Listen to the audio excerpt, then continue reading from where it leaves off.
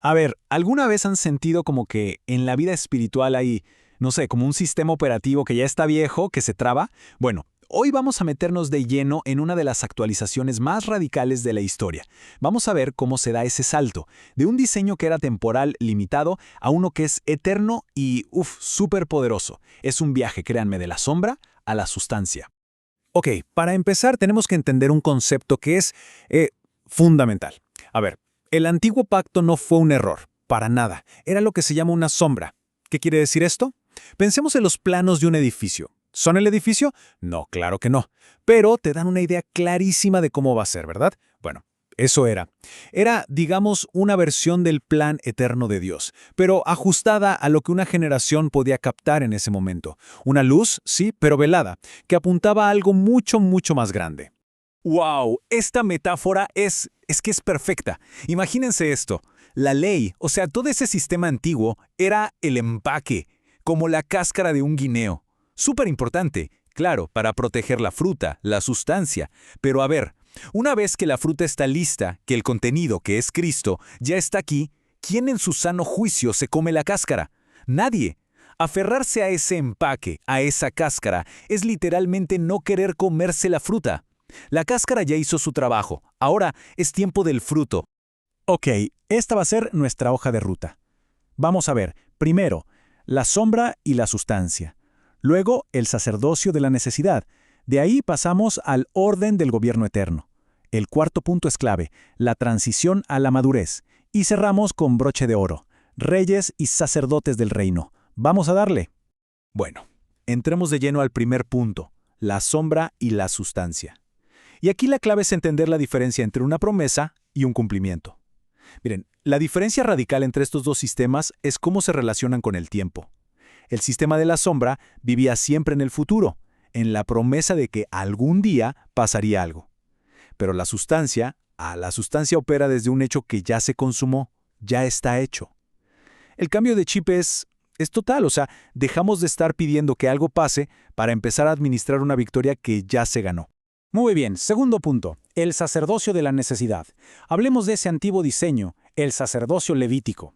Y ojo, es súper importante entender esto. No era algo malo, para nada. Era más bien una concesión, un acto de misericordia de Dios. Fue una provisión divina pensada para un pueblo que funcionaba desde la debilidad.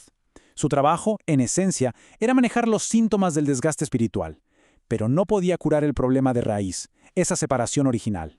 Y en esta tabla vemos clarísimo lo que podríamos llamar la arquitectura del desgaste. Vean los límites.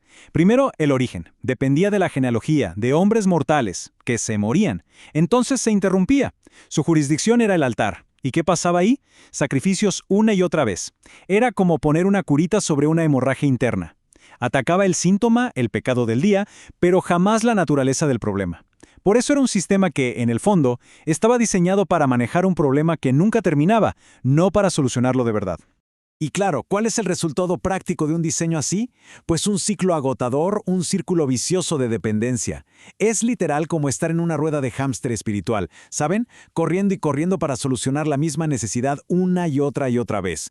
Y esto inevitablemente crea ministerios que se enfocan en eso, en el desgaste, en mantener a la gente apenas respirando, en vez de equiparla para que tome su autoridad y gobierne. Pero aquí es donde la historia da un giro de 180 grados. Entramos al tercer punto. El orden del gobierno eterno. Hablemos del orden de Melquisedec. Y de nuevo, esto no es una mejora, no es una versión 2.0, no, es un sistema operativo completamente nuevo. Su fundamento legal ya no es la misericordia para la debilidad, ahora es la justicia de una vida que es perfecta e indestructible. Aquí, en esta comparación, está el corazón de todo lo que estamos hablando. Miren qué cambio de arquitectura tan brutal. El sacerdocio arónico operaba desde un altar de necesidad. El de Melquisedec gobierna desde un trono de autoridad. El primero se basaba en la misericordia por la debilidad. El segundo se basa en la legalidad de la perfección. Es que pasamos de un enfoque local, para las necesidades de un pueblo, a un enfoque global, para todas las naciones. De una sombra temporal a una sustancia eterna. Es el paso definitivo. Y fíjense en qué se sostiene este nuevo orden, cuáles son sus pilares. Primero, está basado en el poder de una vida indestructible, nada menos, no en un linaje que se acaba. Segundo, fue establecido por un juramento de Dios, o sea, es inmutable, inquebrantable. Y esto cambia el enfoque. Ya no se trata solo de apóstoles para una necesidad local, sino de apóstoles de Cristo para un gobierno global. Es un sacerdocio de realeza y de justicia, no solo de misericordia. Ok, punto 4. La transición a la madurez. Y es que, claro, un cambio de arquitectura tan gigantesco a nivel, digamos, cósmico, pues exige un cambio también a nivel personal. Es lógico, no se puede funcionar en el nuevo sistema con la mentalidad del viejo, y esto nos lleva a la necesidad de pasar de la leche al alimento sólido. Y aquí es donde la cosa se pone bien personal. Esta pregunta nos obliga a detenernos y a ser honestos. A ver, la dieta espiritual de cada uno, lo que consumimos día a día, ¿para qué es? ¿Es solo para sobrevivir? ¿Para calmar el hambre del momento? ¿Para sentirnos un poquito mejor? ¿O de verdad nos está equipando para gobernar? El camino para crecer está bien marcado. Por un lado, tenemos los rudimentos, la leche, o sea, las doctrinas básicas. Arrepentimiento, fe, bautismos, todo eso es esencial para empezar, claro. Pero si nos quedamos ahí, nos volvemos inexpertos en la palabra de justicia. ¿Y qué es eso? Es simplemente no saber cómo funcionan los principios legales del reino. Por otro lado está la perfección, el alimento sólido, y ese ya es para los que quieren ir más allá. Es para usar esa palabra de justicia y ejercitar los sentidos espirituales para gobernar. Y esto es importantísimo. Quedarse solo con la leche, atascado en esos ciclos de necesidad, es como querer correr el programa de inteligencia artificial más potente del mundo en uno de esos celulares viejos, de los de ladrillo. ¿Se imaginan? Es imposible, simplemente no es compatible. La madurez, entonces, no es una opción para unos pocos, es un requisito legal para poder funcionar en este nuevo diseño. Este cuadro de Moisés en la montaña es una imagen perfecta de cómo funciona el gobierno de Dios. Piénsenlo, la victoria en el valle no dependía solo de los soldados, dependía de una alineación celestial que estaba pasando en la cima. Teníamos a Moisés sentado sobre la roca, que es Cristo, el fundamento, y luego sus brazos sostenidos por dos figuras clave. A Aarón, que representa la unión sacerdotal, y Hur, de la tribu de Judá, que representa la alabanza gubernamental, la realeza. Cuando esa arquitectura divina se alinea, el resultado es inevitable. Josué, la salvación, derrota al enemigo. No es suerte, es una consecuencia legal. Y con esto llegamos a nuestro último punto, reyes y sacerdotes del reino. Aquí es donde todo lo que hemos hablado cobra sentido.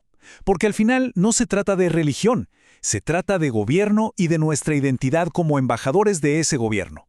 Porque al final del día, el objetivo de todo esto no es acumular conocimiento teológico, sino asumir una nueva identidad.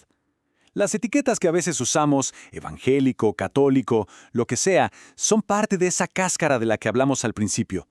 La verdadera meta es que esa identidad religiosa, limitada, muera, para que nazca algo nuevo, el ciudadano del reino, un embajador con plenos derechos y responsabilidades aquí en la tierra.